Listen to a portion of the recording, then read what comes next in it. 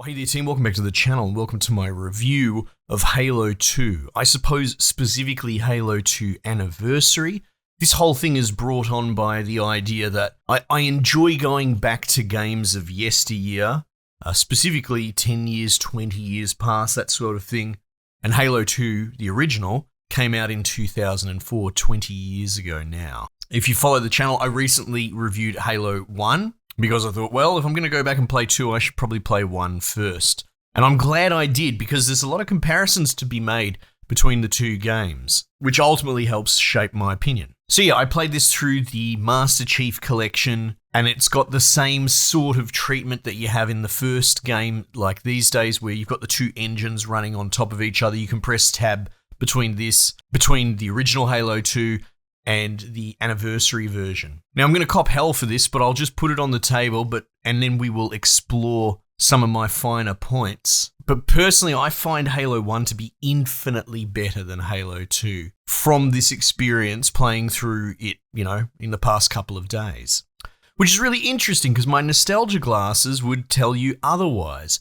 And I do think a big part of that was because of the zeitgeist and being involved in multiplayer more back in the day. So my idea of Halo 2 has a huge multiplayer bias because I was that kid on the block, not even a kid, young adult with throw around money. I was the guy setting up 16-man bloody LANs in my garage and getting everybody around to play. Also, it kind of blurs together a little bit as well because I did something similar with Halo 3, and I feel like, and we'll table this for the moment, I'm not sure if I'm going to go straight into reviewing Halo 3 on the back of this, but I feel like maybe more of my personal investment, even narratively, might be more in Halo 3 of the original trilogy. So yeah, don't get me wrong, it's brilliant. It's an important part of gaming sort of culture and shaping just everything that came after it, and sort of similar to the meme of the dude, the gamer sitting forward in his chair. Halo 1 got our attention.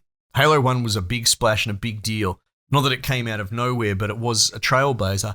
Halo 2 had our investment. So, if I recall, I went to the midnight launch in the middle of city in bloody Little Burke Street or something like that, and there were TVs set up everywhere, and it was just wall to wall with people at bloody, 10 p.m. to midnight in the middle of the CBD, and they had actors dressed up in Master Chief armor and consoles set up where you could play a bit, and it was wild. A different time, for sure. Now, look, statute of limitations, I'm sure I can talk about spoilers. I won't go into it too much, other than the one sort of big one for me is that this game ends on a cliffhanger, and I find it to be a very on-the-nose cliffhanger.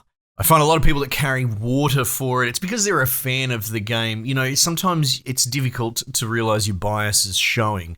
But a cliffhanger like this in any other medium or series or what have you, it would be a pretty tough pill to swallow. And even at the time, I remember going, what the fuck is this? But to give you the sort of dot points, essentially, the big bad guys are going to attack Earth. They've turned up. Halo's essentially bloody rodeo riding on the back of the big bad guy's spaceship. Turned up, radios Earth. What are you doing? Oh, I'm here to finish the fight. And then the game black screens, which is just egregious. I don't know, what if the second Avengers movie or whatever it was for the Endgame thing ended with Captain Oldmate saying, Avengers assemble, and then it just black screen before the battle starts. Same sort of vibe and energy. Now, how much of this was actually narratively planned, I'm not sure. There's a lot of word that come out over the years that the Halo 2 development was incredibly troubled.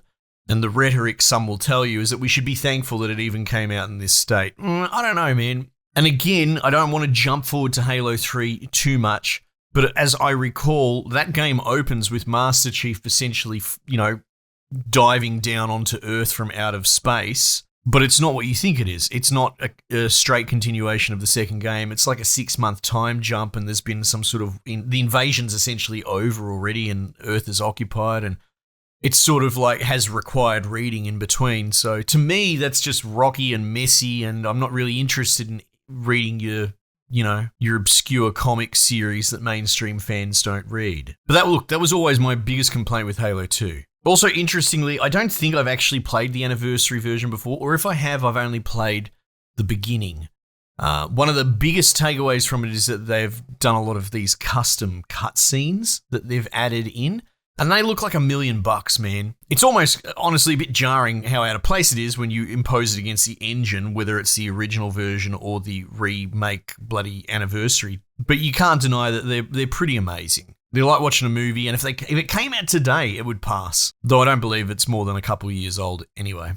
The engine-on-engine thing is actually almost jarring. Look, comparison is the mother of misery, and having that button to switch between to compare and contrast, while it's a cool idea, even in the first game when I was pointing out, you can go back and watch the video, but the broad strokes was, I feel like they took the teeth out of the Flood and they made them less horror because in the remake version, everything is so highly lit, whereas it was clearly artistically very dark on purpose in the original build. So comparing the two, it kind of deflates the remake a little bit because it sort of it shines a light, no pun intended, onto the fact that the creative decisions that they've made kind of almost miss the point of what was cool about the original creative decision. And this is inevitable when you compare things with a button that can say, here's what it was before and after. And there's some even more glaring issues in this, specifically around the soundtrack. Now, I wonder, because there was quite a lot of licensed music in Halo 2, and it's iconic.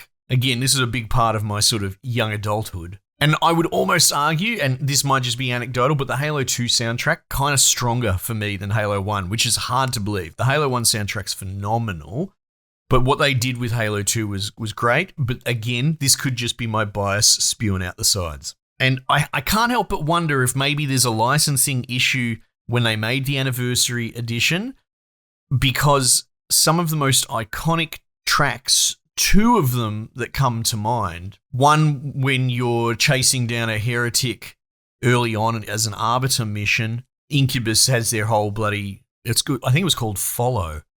I'm not really a big fan, but they wrote like an entire, 6-part suite opus for this game's soundtrack. But that particular track to me was just magic, and it created such an important moment then. And it's missing. They've replaced it with some shit. But if you switch back and forth between the versions, it's still in the original version. So I don't know what's going on there.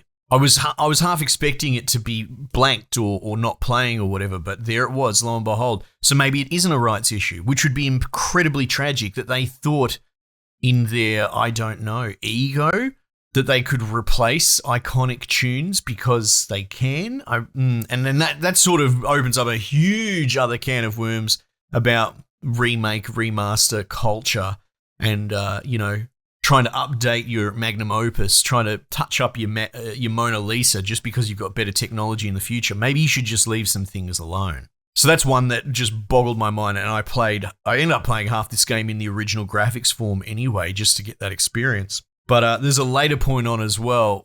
I can't remember the name of the level, but Breaking Benjamin, Blow Me Away. That's been taken out and replaced with some other garbage generic music. And look, it could be good music, but, you've slighted me. You've taken out some seminal important parts of this game, as it was originally, and replaced it with something else. I don't care how good it is. It's never going to be good enough. But beyond that, also, they've sort of remastered or remade, actually, a lot of the sort of more ambient tracks. And some of it I found actually a little bit egregious. I don't know how else to describe it. But there is an iconic sort of mellow synthwave track that instead of having, a symphony metal hit, which is something you'd recognize from things like the Alien soundtrack, right? Those sort of big bombastic action movies of the 80s, that sort of clang. They've replaced it with like a heavy snare. And to me, it was just so jarring because it was so good the way it originally was. So that sort of deepens my thoughts that they've just decided to have a revisionist approach and it might not even be a rights issue. And for the most part, the audio mixing, the idea seems to be make it louder, which in some cases is kind of cool. In other cases, they didn't do it at all and they've sort of made the audio or dialogue louder. Another really interesting point is New Mombasa, when everything's about to blow up because the spaceship's taking off. That iconic track that's playing while in Amber Clad is, rocketing to catch up as quick as possible. Dun, dun, dun, dun, dun, dun, dun, dun, dun. It's drowned out. they've actually the original sound mixing is better than the remake's version. So yeah, I'm a little bit fixated on this, and I suppose my takeaway is that they probably should have just left the audio alone. And this opens the crack to the door to, like, why are you remaking things in the first place? And going back to my comparison point, having played this on the back of the first one, it's kind of light and day, the two engines in the first game, probably because of the time apart, I suppose. But you can look at it and go, wow, that's different, and in many ways it's improved. But then watching it here, there were times, to be perfectly honest, I forgot I was in the original graphics. It just wasn't enough to my eye to really say, hey, wow, this was a huge upgrade. Like, sometimes it was, for sure. But there were times, again, where it wasn't super obvious. Anyway, look, I'm not trying to necessarily bash on the game, but that just sort of boggles my mind, and I can't quite reconcile the reasons why you would touch something that was kind of perfect. And like I said, I can rattle off a half a dozen examples where they kind of made it worse, at least from an audio perspective. I finished this in a much shorter runtime than the original game. According to Steam, I probably beat the whole thing in 5 hours, which is pretty wild. And I ended up sort of running through some sections, not on purpose, but because of sort of, I guess you could call it telegraphing. There's a bit of an onion there, so let's unravel it. In case you haven't played it, or maybe you've even forgotten, the narrative direction they take in this is doing a split narrative. They introduce the Arbiter as a sort of mirror to Master Chief. And I would argue that this is more of an Arbiter story than a Master Chief story. Master Chief has always been the Jerry Seinfeld of Halo, like he is a window through which the player can look at the experience, and he's pretty sort of agreeable and low impact. That's kind of why Master Chief's evergreen. He doesn't really have a personality or an opinion. It's not like he's going to vote for a candidate you don't like or anything like that.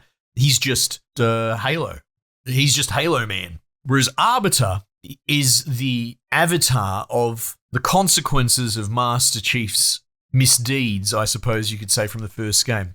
He was essentially the leader of the, let's say, battle group or whatever, the enemy forces on the back of Halo 1. And as such, as a pretty dogmatic, religious, sometimes even medieval kind of organization that the Covenant is, he's tried publicly and set for, shaming and execution, torture, that sort of stuff. And they superimpose this against Chief's reward ceremony for all the good things that he did. So that's good. That's actually some good narrative, interesting nuance. And a lot of the story arc for Arbiter is that of a sort of a bit of a hero's journey, not quite a redemption arc, but that's what the setup is that he is a fallen hero given to be essentially the Covenant's version of Batman, some sort of heroic Inquisition superhero of yesteryear, but destined and doomed to suicide missions until he fails at the highest order. So it's, I guess, a bit James Bondy, whatever. And so his impetus is to overcome shame, but through the course of it, he comes to realize that, the Covenant are kind of the, not so much the bad guys, but they're just wrong. They're misled. Their rhetoric's wrong. And he has a bit of an awakening, and it opens up the path for him kind of allying with Master Chief on the back of like a huge civil war that happens within the Covenant.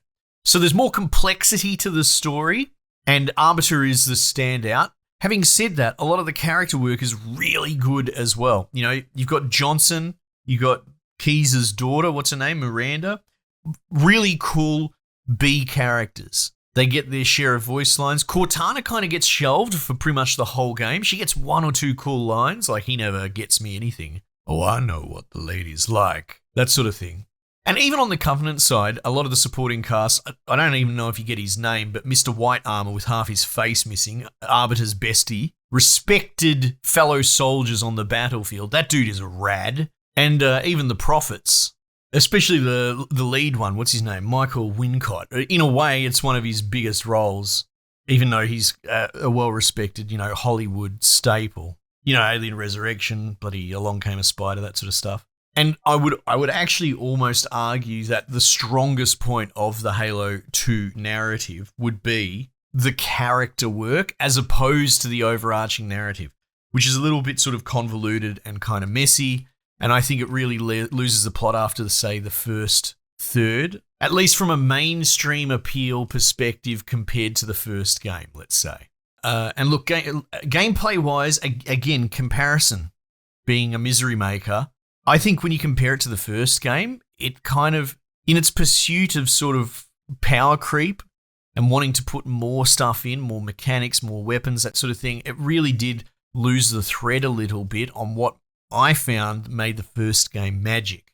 Which, again, if you want to go back to the video and check it out, was the idea of interplay with your AI side characters, right? The game is at its best when they're all running around with you, yelling, screaming, and barking, the human allies, jumping in warthogs or on the back of scorpions and all that sort of stuff. And this game pretty much abandons all of that after the first act, which, funnily enough, that's why I think the first act is the strongest, when it has more of a human bias. As strong as Arbiter is as a character, I find that his levels and his gameplay to probably be the weakest part of the game.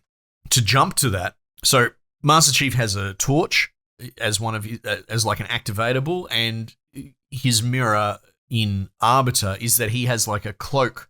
And a lot of the Arbiter levels are putting you in amongst pitched battles, whether it's Flood versus Covenant or Covenant Civil War stuff. But generally speaking, almost all of his fights beyond the like first level is you moving through a pitched battle.